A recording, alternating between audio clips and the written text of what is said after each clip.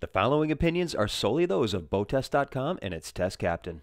Hi, I'm Steve for BoatTEST.com, and today we're going to conduct a sea trial and performance evaluation of one of the workhorses of the Hatteras fleet, the GT45X Fly. We'll start with a look at our operational features, beginning in the cockpit. In the corners of the cockpit, the cap rails have heavy-duty stainless steel chafing gear leading down to a 12-inch cleat, and notice the drains just below that. At the forward port side of the cockpit, single 50-amp service line, and it's on an electric cord reel. In the center of the cockpit deck is a hatch leading to a bit of a mechanical room. I can easily see the beefy stringers, the stainless steel support for the deck, macerator pumps for the fish boxes are to both sides. Down below, saltwater pickup for the raw water washdown, and the bait well pickup, sea strainer for the bait well, and the bait well pump. Here's the through hole for the transducer. Just ahead is the fuel tank, and the manifolds are right on top. Let's take a look in the engine room, where Hatteras has made some changes based on customer feedback. I like how the hatch is held open by heavy-duty gas assist struts. There's beefy piano hinge going across the top. I'd like to see some grab handles located just in these areas, perhaps, to make it a little easier to get inside. Of course, the focal point of the engine room are the twin Cat C18s at 1136 horsepower each. There's about 7.5 inches of clearance to the top of the overhead, which is 57 inches off the deck, so I would call it stooping headroom, but it's still comfortable and easy to get around to all sides of the engines. Now, as far as those changes that I discussed earlier, the filters have been moved back, the Raycor filters, so now we have more room a little bit further ahead here. And the battery boxes have been moved from the center of this walk space to the front of the engine, so now we have this open space, and this is where the Seakeeper 6 gyro would go if a customer were to order that. Of course, the Seakeeper is optional, and therefore so are the accommodations such as moving those batteries. As standard, they remain in the center.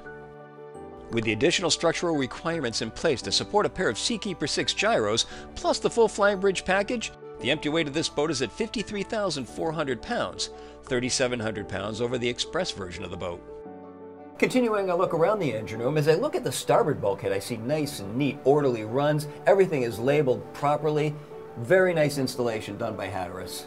Just behind the ladder at the entryway is the 17 kW Onan generator, and just below that, easy access to the sea strainers and water inlets, the ball valves for shutting off the water lines. And notice there are two blank water inlets. That's the pre-rigging for the Seakeeper gyro, so it's a plug-and-play installation.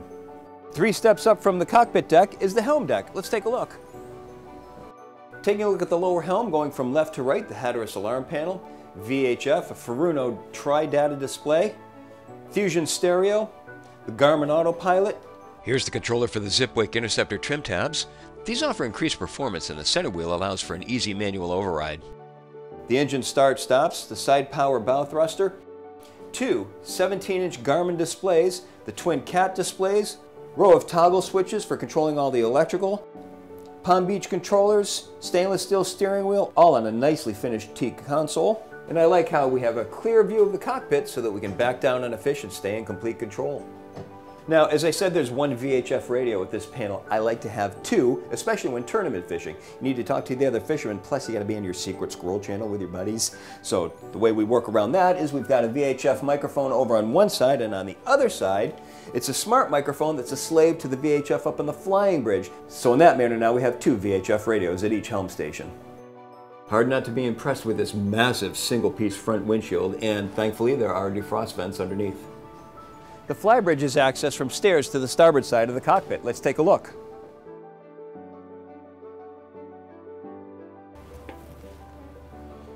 Well, let's start by taking a look at the helm.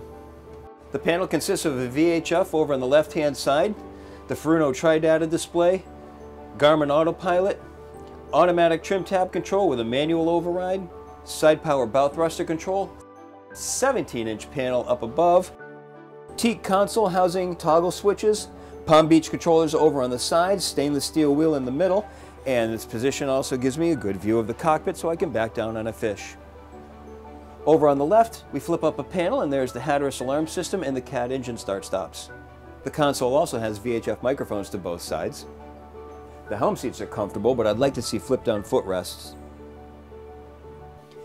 Down below into the aft bulkhead, Here's the ship's main electrical panel that includes the controls for the Onan generator, the mezzanine freezer, and the DC and AC systems. The transition to the side decks is an easy one. We have rails along the cabin sides, making it a safe trip all the way forward.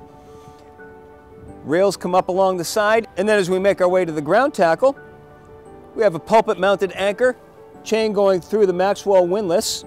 We have foot controls to both sides, and a cleat right next to the chain. Now let's focus on getting underway. We're disconnected from shore power. We have the generators running. Now let's get the mains going. To do that, we activate the lower station, turn on both ignitions, the displays come alive. Once they are solid, we look and both are in neutral, then we can start both mains. Then it's a matter of dropping the lines and away we go. She's remarkably responsive to the helm, and in these tight confines it was mostly just shots ahead to maneuver through the basin, and once out on the main channel it's driving as usual.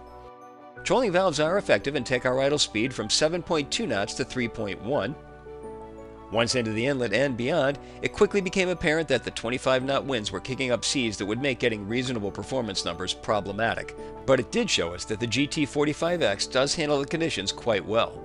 She had no pounding. It was a bit of a wet ride, but more to the point was how solid she felt. It was as if the whole boat was absorbing the waves, which makes sense considering how strongly these boats are built.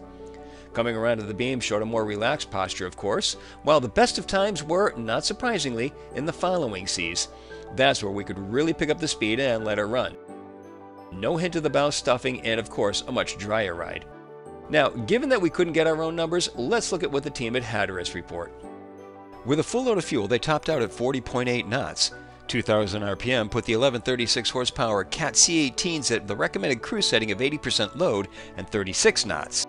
At that speed, the 92 gallon per hour fuel burn translated into a range of 281.9 nautical miles.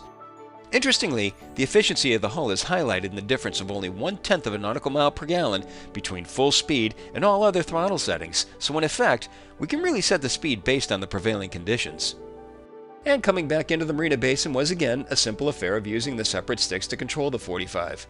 On approach to the dock, I added a small bit of port rudder to allow me to favor the starboard side finger pier. Then just guided her back with alternating shots of reverse to steer, and forward just to ease her over to starboard. And this with that 25-knot crosswind. Well, in my opinion, while we didn't get the numbers we came for, we did come away with an appreciation of how easy it is to handle the GT45X Fly, and how easily managed her systems are. It all speaks of a comfortable boat to own and operate. She's also comfortable to be on for extended stays, but that's another video. Be sure to look for it. For now, that's our sea trial of the GT45X Fly from Hatteras. For BoatTEST.com, I'm Captain Steve. We'll see you on the water.